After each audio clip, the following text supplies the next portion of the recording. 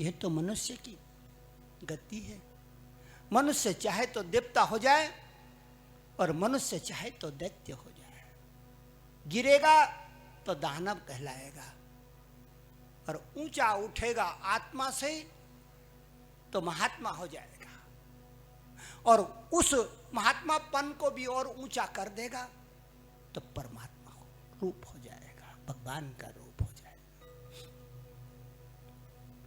राम बड़े प्रेम से बिठाया मां ने और इसके बाद में जब बैठ गए तब सबरी को ध्यान आया कि नमस्कार तो करा ही नहीं है, नमस्कार नहीं करा। कभी कभी हमारे हृदय में इतना प्रेम आता है मेरी बहनों, हम अपने से बड़ों को नमस्कार करना भूल जाते हैं। कब भूलते हैं? इतना प्रेम आ गया। माँ आपके दरवाजे पे खड़ी है, आपका बाप आपके दरवाजे पे खड़ा है, बहुत दिनों के बाद आया, वो भूल जाती है कि पहले नमस्कार करूं, वो सीधे ही चिपट जाती है, भूल जाती है नमस्कार करना।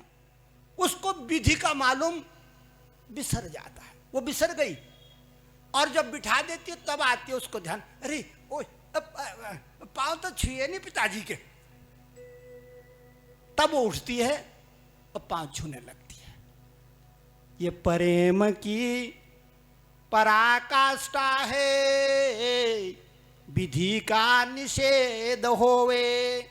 विधि भूल जाती है, विधि का ध्यान नहीं रहता, उल्ट पुल्ट कर देती है। प्रेम बहुत ऊंची चीज है बिटिया इस संसार में। अगर प्रेम ना हो तो आपको संसार का रस कभी नहीं मिलेगा। कितना भी पैसा खर्च कर दे, प्रेम नहीं मिला तो कुछ नहीं मिला।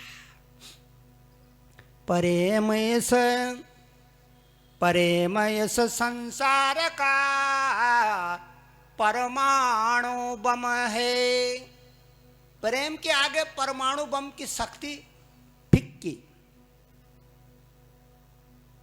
शास्त्रों में, शिव पुराण में प्रेम को परमाणु ऊर्जा कहा गया है। क्या कहा गया है? परमाणु ऊर्जा। आप प्रेम से कुछ भी कर सकती हैं मेरी बहनों। आप प्रेम से आदमी को उल्लू बना सकती हैं, प्रेम से आदमी को बड़ा बना सकती हैं, प्रेम से आदमी को अपना बना सकती हैं। प्रेम से क्या नहीं होता इस संसार में। प्रेम रे तू तो इस संसार में भगवान की शक्ति है। प्रेम पियाला जिन पिए, झुमत तिनके नैन। नारायण वा रूप में छके रहे दिन रैन। एक बात को गांठ बांध लेना मेरी बहनों, अगर आपके पास में सब कुछ है लेकिन आपकी छाती का प्रेम नहीं जगा है तो आपको जीवन में धक्का मारना पड़ेगा। आपका जीवन बोझ हो जाएगा, भार हो जाएगा। भार को ढोएगी 80-90 साल तक और फिर पटक के चल देगी स्वर्ग में। प्रेम का होना हम लोगों के घट में बहुत जरूरी है। बिना प्रेम के आपको जीने की कला नहीं आएगी, जीने का आनंद नहीं आएगा। अरे क्या जिया पशु की नाई, दाल भात खा के चर के चलीगी। क्या जिया पशु की नाई, तब पशु में और मनुष्य में क्या अंतर रह गया? कुछ भी नहीं रह गया।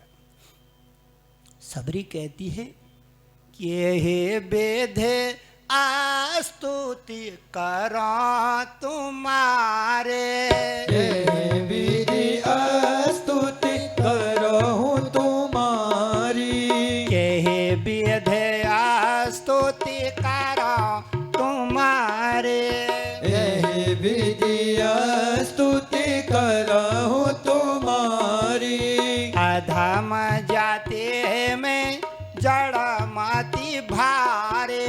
अधम जाति में जड़ मति भारी। कहे विधे स्तुति करो तुम्हारे। तेहि विजय स्तुति करहूँ तुम्हारी। अधम जाति में जड़ माती भारे। अधम जाति में जड़ मति भारी। अधमत अधम अधम आती नारे। अधम ते अधम अधम ते नारी। मैं अधम हूँ, मेरा जन्म भी अच्छे कुल में ना हुआ। मेरे पास कोई गुण नहीं है राम, कोई गुण नहीं है, कोई विद्या नहीं है, कोई बुद्धि नहीं है, कोई विवेक नहीं है। मैंने कोई सदकर्म भी नहीं किया है। एक ही कर्म किया है मैंने कि जो मेरे गुरु थे मतंग ऋषि 100 साल में स्वर्ग गए। मैंने बचपन से लेकर के आज मेरी ये उम्र हो गई है, मैंने अपने पिता की तरह गुरु की सेवा करी है। आज उसी का प्रताप है कि सारे आश्रमों को त्याग करके भगवान मेरे झोपड़े में आ गए। मेरी क्या कीमत थी। शायद ये पहचानते हैं लोगों को। सबरी कहती है शायद ये लोगों को पहचानते हैं। बड़े बड़े ऋषि मुनि इंतजार कर रहे थे स्वागत का, कहीं नहीं गए। मां सबरी ने प्रेम से कंदमूल फल लाई थी और आगे धर के कहा राम खा लो ना, मेरे हाथ का लाया हुआ। मेरे हाथ से मैंने वृक्ष से तोड़ के फल डलिया में रखे और बड़ी मेहनत से फल लाई हूं, भोजन ग्रहण करो। राम को भूख लगी थी, लखनलाल को भूख लगी थी, खाने के लिए हाथ बढ़ाने लगे, फल खाने लगे। इतने में सबरी सोचती है शायद कड़वा न हो, खटा न हो। उठाया फल और चखने लगी, मीठा है, ले इसे खा रहा हूं। लखनलाल देख रहा है कि जूठा फल ये मेरे भाई को खिला रही है। लखन पकड़ नहीं पाया और राम ने फल पकड़ा, जूठा फल खाने लगे। मेरी बहनों, प्रेम एक ऐसी चीज है कि आदमी दूसरे के जूठे से भी घृणा नहीं करता। जिसको आप प्रेम करती है, माता पिता गुरु देवता, उसको अपना जूठा भी पकड़ा देती है, वो खा भी लेता, बुरा भी नहीं मानता। प्रेम में जूठा पकड़ाना अच्छा माना गया है। इसलिए शादी ब्याह में एक रीति होती है, आपने देखा होगा, शादी ब्याह में एक रीति होती है जूठा पिट्ठा। जूठा पिट्ठा जानती हो? जब नथ लगती है उससे पहले होता है जूठा पिट्ठा। दूल्हे का जूठा दुल्हन को और दुल्हन का जूठा दूल्हे को खिलाते हैं। एक जगह मैं देख रहा था जूठा पिट्ठा हो रहा था, इतने में दुल्हन ने तो खा लिया। अब उसने अपने मुंह से निकाला और उसको दिया। वो हाथ में पकड़ बोला, क्या पता बुरुस भी करा इसने कि नहीं करा। वो कह रहा है, मैं वहीं पे बैठा हुआ तो मैं क्या हुआ बेटा, अबे खा ले, कटक। जूठा पिठा ये रीति है। जबरदस्ती उसके मुंह में ठूसा। तो देखो, जिसको हम प्रेम करते हैं उसका जूठा खाने में परहेज नहीं करता। माता पिता गुरु देवता कोई भी हो सकता, कोई भी हो जाएगा वो। बस शर्त एक है कि प्रेम होना चाहिए, निर्मला प्रेम। भगवान जूठा खाने लगे। लखन लाल कह रहे हैं क्या कर रहे हैं, अच्छा नहीं कर रहे हैं, जूठा खा रहे हैं इस बुढ़िया का। लेकिन राम को बुढ़िया नहीं दिखाई दे रही है, राम को कौशल्या दिखाई दे रही है। देखो इसी को तो भगवान कहते हैं, जो आप में अपनी मां को झांक ले।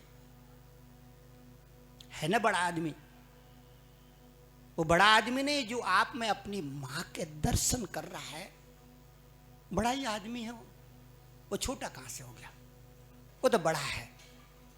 चाहे फकीरी क्यों नहीं है, पर है बड़ा आदमी, ऊंचा आदमी है, भगवान होने लायक है। बड़े आनंद हुआ, सबरी को खुशी हुई। भगवान ने सबरी को नवधा भक्ति का उपदेश करा। जैसे कपिल मुनि ने भागवत में अपनी मां देवहूति को गीता पढ़ाई थी, इसी तरह आज भगवान ने जाते हुए सबरी को कुछ देने की सोची। खाना खिलाया मां ने, पानी पिलाया मां ने, जाते हुए मां को कुछ दे देते हैं। क्या चीज दी? नवधा भक्ति। नवधा भक्ति का मतलब है कि